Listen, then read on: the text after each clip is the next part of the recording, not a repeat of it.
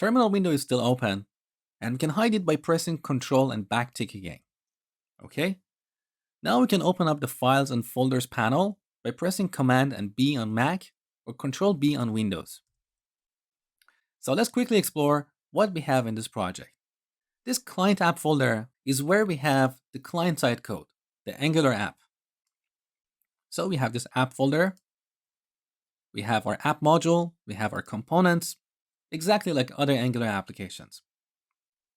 We also have controllers and views which belong to ASP.NET Core, exactly like ASP.NET MVC5.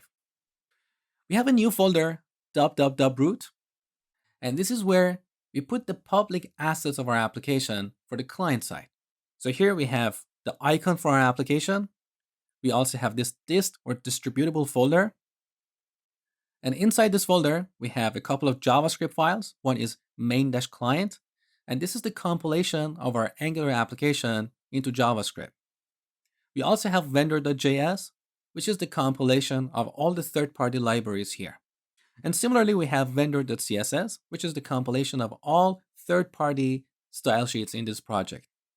So in your applications, you need to put the public assets inside this root folder. That includes any images, fonts, icons, and so on. Now, this is different from the previous version of ASP.NET. So in ASP.NET MVC5, the project root was considered the root of the web application. And then if we wanted to exclude some folders, we had to blacklist them. Now in ASP.NET Core, Microsoft took a different approach.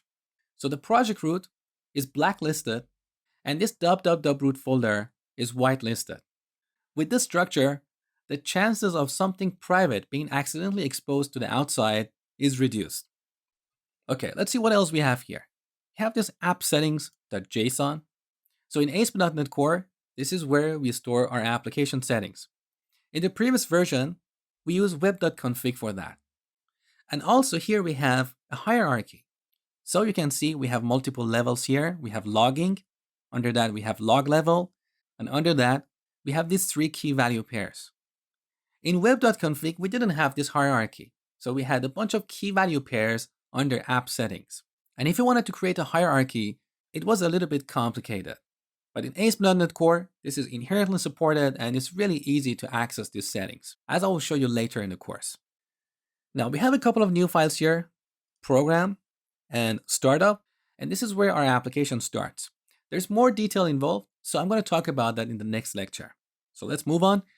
Here we have our CS_proj file, and this is a project file that Visual Studio recognizes.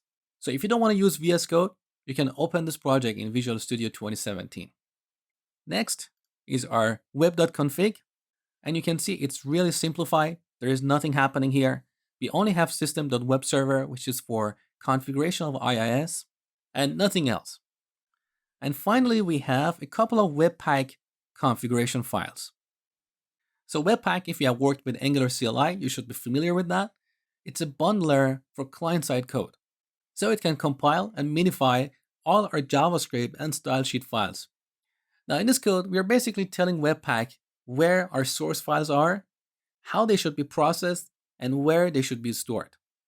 For example, here we have a property called public path, which is set to our dist folder. So with this configuration, when Webpack bundles our client-side code, it will store it inside this folder, as I showed you earlier, which is under root. Now for the most part, you don't need to modify this Webpack configuration file, but sometimes in some projects, you may need to modify this configuration. That's beyond the scope of this course. You need to look at Webpack documentation.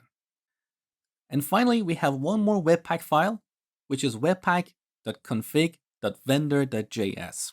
So in this file, we have the configuration for compiling all the third-party libraries.